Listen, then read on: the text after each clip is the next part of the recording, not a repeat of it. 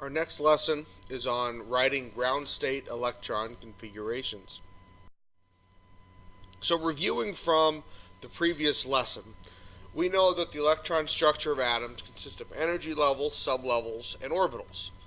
And we looked at a diagram something like so, where each box represents a different orbital, and those orbitals are arranged into their sublevels, S's and P's and D's and F's. And then we can see the different energy levels, 1, 2, 3, 4, etc. So the thing we have to recognize is that electrons, they fit within this organization. You might recall from the previous video how we used arrows to indicate electrons, and that's something we will revisit later in our learning in this unit. But the question really is how or where? Where do we put these electrons? How do we know which sublevels and orbitals they go into, and how many go there? Well, there is a very clear, systematic way of doing that, which we will look at in this lesson. In order to understand how to do this, we must first know and understand the Aufbau principle. The Aufbau principle is actually very simple. It simply says that electrons will always fill the lowest energy orbital available. And if we can keep two things in mind, we can figure out which orbitals it will in fact fill. First of all, orbitals within the same sublevel. In other words, like the 5 3D orbitals. Recall there are 5 orbitals in any D sublevel. They all have the exact same energy. So when we draw out the sublevel like so, with the 5 boxes next to each other, the fact that they're all side by side is a good reminder that they're all the exact same energy. But we also need to know that orbitals from different sublevels have different energies. So if we take that diagram from the previous slide and we try to show a little better how the energy relates to those sublevels, we'd get a diagram that looks something like this, where I'm going to graph energy on the vertical axis here. And it's not really a graph because there's no numbers. This is not to scale. But just so you understand, as we go up in this chart, the energy is increasing. So the lowest energy is the 1s sublevel, followed by 2s. I can see that because it's higher up on my chart here. And then we get 2p. And notice the 2p orbitals have more energy than 2s. So this is a more accurate way of depicting that diagram that we had drawn on the previous page, or perhaps that you had already drawn out for practice. After 2p would be 3s. And again, notice how the 3s is higher than the 2p. And then we have 3p. And again, see how the 3p orbitals have more energy than the 3s. After 3p is actually 4s, not 3d. Recall from the last video we said there were times when the sublevels from different energy levels could overlap. Here is an example of that. So after 3p comes 4s, and then we get to the 3d. Okay, notice how the 3d orbitals here are slightly higher than the 4s. So we would actually fill that 4s orbital first, then the 3d orbitals.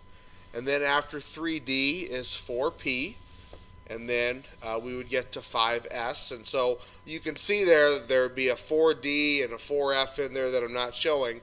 Now you might be wondering, how in the heck am I supposed to remember all this order?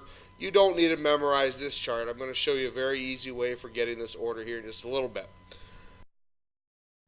To help us visualize these energies and the Aufbau principle a little better, here is a full diagram that shows all these orbitals, and it's color-coded so it makes it a little easier to look at.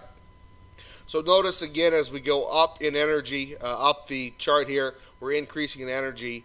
And then in this one, each particular sublevel is organized in its own column. So we have sublevels in the first energy level here, second, third, fourth. You can see they're also color-coded. So you notice, just like before, the 1s sublevel has the least energy, then 2s, then 2p, then 3s, then 3p, and then here we get that overlap, 4s, and then 3d, then we get 4p, then there's a 5s, and then there's the 4d, then we get 5p, and notice actually 6s is just ever so slightly lower than 4f. So actually there's an overlap of 2 energy levels, where the 6s, again the 6th energy level, actually has less energy than the 4f sublevel. So it actually overlaps by 2 energy levels. And then you can see it finish out here, 5D, 6P, 7S, 5F. There's actually is one that's missing that we would use. Be 7P would be up here that we're just not seeing. Now, again, you might be thinking, geez, how am I going to memorize all this? Don't worry about that. This will be very simple for you once I show you how to do it. But the key idea is this. Electrons are always going to fill the sublevels and thus the orbitals from lowest to highest. So if you were to have this chart, and you won't need this chart because I'll show you even a simpler way to do this, you would just start down here with the 1s and then you'd work your way up, just as we went through in the explanation there. So the question is, how am I supposed to remember this order? Do I need to memorize it? No. I'm going to show you a simple way to do it right here. The simple way to remember this is known as the northeast to southwest chart, and it looks like so. So just examine that for a moment.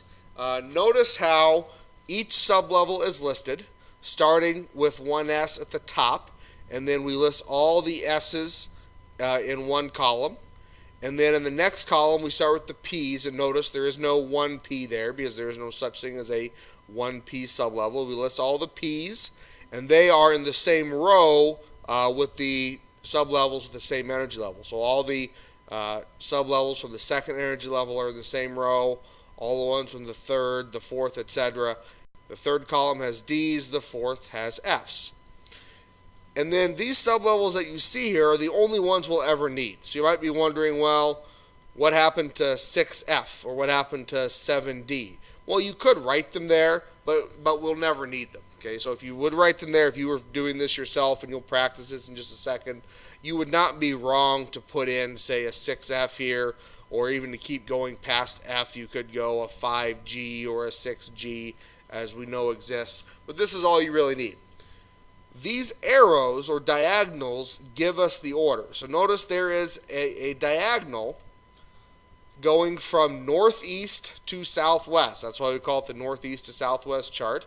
If up is north and down is south, then up here, top right would be northeast, and then that diagonal goes southwest. There's a diagonal drawn through each possible diagonal on the chart. If you just follow each diagonal starting from the top, and then you go from northeast to southwest, that will give you the order that all those sublevels fill in. You don't need to memorize them. This chart will give that to you. So the order that each sublevel is crossed by the diagonal is the order in which they fill, from lowest to highest energy. So if we were to follow these diagonals, starting at the top here, we would see the first one to fill is 1s.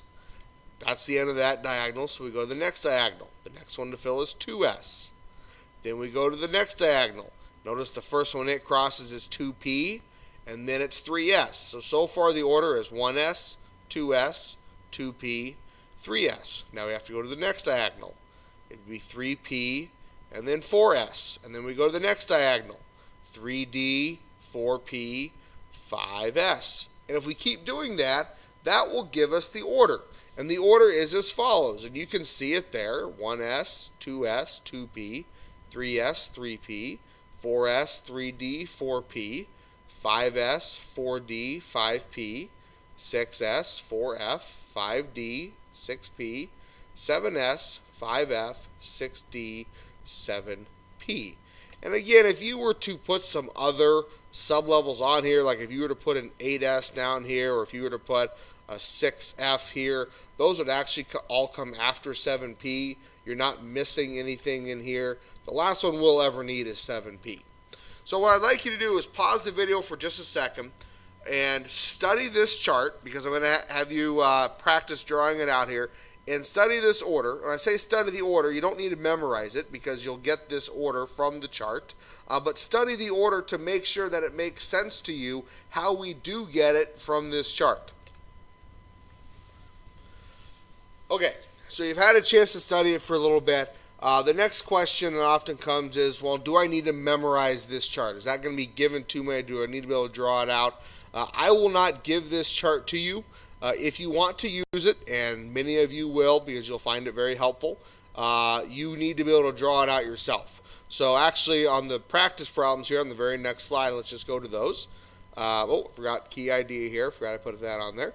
So the proper order of the energy from low to high is given by the northeast to southwest chart, which we can see here. Okay, and that really is what the Aufbau principle tells us, that electrons fill from low to high energy.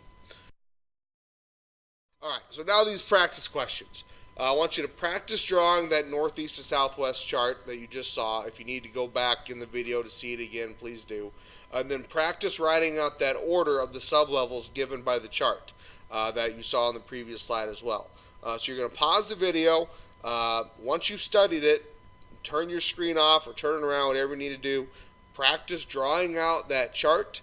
Practice writing out the order, 1s, 2s, 2p, etc., up to the very end until you can do it just like you saw on the previous slide. So I'll pause the video, or you'll pause the video, and then we'll go on. Okay, so you've had a chance to practice, and my guess is you got pretty good at it. If it wasn't perfect after 5 minutes or so, you will certainly get there. It's really not that hard to do once you do it a few times. I would just recommend just practice it once a day for 2 or 3 days, and it will be second nature to you. All right, so the whole point of that is we need to be able to use that Aufbau principle, that order of filling of sublevels, 1s, 2s, 2p, etc., in order to write what we call a ground state electron configuration. So here's the chart. I'll just leave it here on the screen for us to refer to as we go through these examples. And let's start by considering the element oxygen. So first question, how many electrons does oxygen have? Look at your periodic table. You'll see oxygen is atomic number 8, so it has 8 electrons. Also has 8 protons, but what we're concerned about here are the electrons. What an electron configuration tells us is where each of those 8 electrons are in this whole sublevel orbital organization. And every one of those electrons belongs somewhere, and that's what the electron configuration will tell us. So all we have to do is consider that whole Aufbau principle as far as the order that these sublevels fill. And if we consider what we learned in the last lesson about how many electrons can go in each of these sublevels, we can write these electron configurations very easily. So ask yourself, which sublevel is first to fill? If you're not sure, if you don't remember, look over here at your chart. Remember, we start with the top diagonal. The first sublevel that it crosses is 1s. So that is the first sublevel to fill. Now ask yourself, how many electrons maximum can we put in the 1s sublevel? How many electrons can go there? And remember, that question really doesn't matter that it's 1s. It could be 2s, could be 7s. How many electrons can go in any s sublevel? Only answer to that is 2. So 2 electrons are going to go in that 1s sublevel. That leaves us with 6 left over because we know there's going to be 8 in total. 2 can go in the 1s sublevel. So there are 6 remaining. Now here's how we write that to show that there are 2 electrons in the 1s sublevel. We write 1s, just like we have been, and then we use a superscript on the right side. It kind of looks like an exponent in math. This is not an exponent. We would not read this as 1s squared. It doesn't mean we're squaring some variable s. We would just read this as 1s2. That is standard notation for electron configurations, and what that tells us is there are 2 electrons in the 1s sublevel. Alright, so the 1s sublevel is full.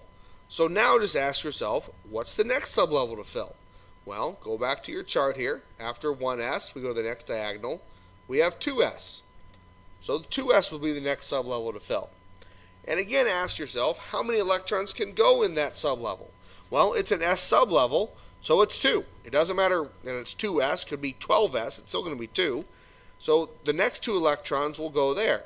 Well, we did have 6 electrons remaining. Minus the 2 we were going to put in the 2s, that leaves us with 4.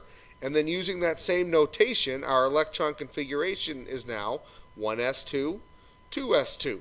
Again, the numbers that look like exponents, those just are telling us the number of electrons in each sublevel. Alright, after 2s, what's going to fill? Again, go back to your chart here, and you'll see after 2s is 2p. So after 2s, we're going to have the 2p sublevel, and ask yourself, how many electrons can go in that 2p sublevel? Well, any p sublevel can contain 6, but here's the thing. we only had 4 electrons remaining after we got through 2s. So the configuration is going to look like this: 1s2, 2s2, 2p4, because there's only 4 electrons left over. If you were to put a 6 there, yes, the p sublevel can have 6. That would be too many electrons. Notice if I add these numbers up, 2 plus 2 plus 4, that's 8. That's how many electrons oxygen has. So we are done with our electron configuration. And again, just to emphasize, we would read this 1s2, 2s2, 2p4. Let's look at another example. Write the ground state electron configuration for sodium. So again, just like we did before, ask yourself, how many electrons does it have? Well, sodium's atomic number 11, so it has 11 protons, 11 electrons. Now we just start with the lowest energy sublevel and we fill them up until we get 11 electrons. The order will never change. Okay, this chart here is static. It doesn't change based on the element. So just like before, 1s will be first and we can put 2 electrons in it, and that would mean there's 9 left over. So we'd start our electron configuration by writing 1s2, just like so. Then would go 2s, and again, because it's an s sublevel, 2 electrons, and that would mean we have 7 left over, because we had 9 minus the 2 is 7, and we would write that as 2s2. Now after 2s, we have 2p, just like before. Now, unlike before, we said we could put 6 electrons in any p sublevel, and that's true. With oxygen, we didn't have enough to fill it. With the sodium, we do. Okay, we can put 6 electrons in there, and there were 7 left over, so that now leaves us with 1. So far we have 1s2, 2s2, 2p6, and then after 2p, notice we keep following that diagonal, we get to 3s. Now, in any s sublevel, we can put 2 electrons, but there's only 1 left. So our final electron configuration will look like this: 1s2, 2s2, 2p6, 3s1, because there was only the 1 electron left to put in that 3s sublevel. All right, another example. Write the ground state electron configuration for zinc. Well, ask yourself, how many electrons does zinc have? It has 30. So just like before, we're going to start with the lowest energy sublevel. 1s has 2 electrons, so it'll be 1s2, and that would have 28 left after those 2. Then we'd go to 2s, again 2 electrons, so 2s2, and we have 26 left over. Now we'd go to 2p, and it's a p sublevel, so there are 6 electrons that can go there, so 2p6, and notice that leaves us with 20. After 2p, we go to 3s, and because it's an s sublevel, it can contain 2 electrons, so that gives us 3s2 here, and then we have 18 electrons left. So after 3s, now I need to go to the next diagonal, that's 3p, and it's a p sublevel, so we can put 6 electrons there, and that would give us 3p6, and we have 12 left over. After 3p, following my diagonal, that's 4s. Again, any s sublevel, 2 electrons, so that's 4s2, and I have 10 electrons left. After 4s, notice I need to go to the next diagonal now. My next diagonal starts with 3d, so here's that overlap we've been looking at. Here's the first time we've seen that in the configurations. Now remember, a d sublevel has 5 orbitals, so it can contain 10 electrons. 10 electrons, and there, that happened to be the number that was left over. So all 10 can go there, and so our final configuration should look like this: 1s2, 2s2, 2p6, 3s2, 3p6, 4s2, 3d10. A very important thing to do when you finish writing any electron configuration is count the electrons. It is impossible to get the right configuration if you don't have the correct number of electrons. So when you do that, just add up these superscripts here, again the ones that look like exponents. They're not really exponents, that's just the notation we use to indicate the number of electrons. So if I add them up, 2 plus 2 is 4, plus 6 is 10, plus 2 is 12, plus 6 is 18, plus 2 is 20, plus 10 is 30, and that is exactly how many electrons zinc has. So we probably did it right. All right, another example. Write the ground state electron configuration for iodine. I would encourage you at this point to pause the video, try to do this yourself, and then play it and see if you agree with my answer. Alright, so you've had a chance to practice the configuration for iodine. We'll go through this a little faster here, as you've seen it a few times now. So iodine has 53 electrons, atomic number 53, so 53 protons, 53 electrons. And now we're just going to start again with the lowest energy sublevel, 1s, and work our way through each diagonal. So 1s2, 2s2, 2p6, 3s2, 3p6, 4s2, 3d10. Now that gets us up to where we were with zinc on the last example. And notice as I'm keeping track here, every one of these electrons that I'm adding, I see I now have 23 left over. So after 3d, let's find our 3, there's 3d on our chart, comes 4p, and that would be 4p6. We can put 6 electrons in any p sublevel. Now would be 5s, and it's an s, so 2 electrons in that sublevel. I have 15 electrons left. After 5s goes 4d. Now notice you have to go to the next diagonal. Okay, and because it's a d, I can put 10 electrons there. So 4d10. And then after that, I have 5p. So after 4d is 5p. And p sublevels, I can put 6 electrons there, but if there's only 5 left, then I'm going to be left with 5p5. So the final configuration should be 1s2, 2s2, 2p6, 3s2, 3p6, 4s2, 3d10, 4p6, 5s2, 4d10, 5p5. Alright, I believe I have one more example here. That is the ground state electron configuration for uranium. Okay, and if you look at the periodic table, you'll see there's 92 electrons. You might be thinking, oh my gosh, this would take me forever. 92 of these, I have to keep track all the time and I have to figure out how many I have left after every one. Well, here's the thing. When you first start this, it seems like it's going to take a while, and it will. But here very shortly, you'll be able to go very quickly because you just know that S's can have 2, P's can have 6 electrons, D's can have 10, F's can have 14. You'll be able to fill them up pretty quickly. So you don't necessarily have to keep track after every single sublevel how many electrons you've used, how many you have left. Just go ahead and start writing some out and then add them up as you get a ways through it. So if we do this in that manner, just following this order here, 1s I have 2 electrons, 2s I have 2 electrons, 2p I have 6 electrons, 3s is 2 electrons, 3p is 6 electrons, 4s is 2 electrons, 3d is 10 electrons. So notice, as long as you just remember s's have 2, p's have 6, d's have 10, and you follow this order, this goes very quickly. Obviously, I'm not up to 92 electrons yet, so I can keep going here. So 4p6, 5s2, 4d10, 5p6, 6s2. Let's see where we are now. Let's count up the electrons. 2 plus 2 is 4, plus 6 is 10, plus 2 is 12, plus 6 is 18, 2 is 20, 10 is 30, plus 6 is 36, plus 2 is 38, plus 10 is 48, plus 6 is 54, plus 2 is 56. I need to get to 92. I'm only at 56 electrons at this point. I have a ways to go. So after 6s, okay, here I am in my chart now. After 6s, after the next diagonal, that's 4f. That's the first time we've gotten to any f's on these configurations. Remember, f sublevels can contain 14 electrons. So after 6s2 would be 4f14, 5d10, 6p6. Now if I add these up again, remember I was at 56 here after 6s2. So 56 plus 14 would be 70, plus 10 would be 80, plus 6 would be 86. I have 6 more electrons to go because I need to get to 92. I'm at 86. So after 6p is 7s, and 7s, that would be 7s2. So that would get me to 88. I have 4 electrons left.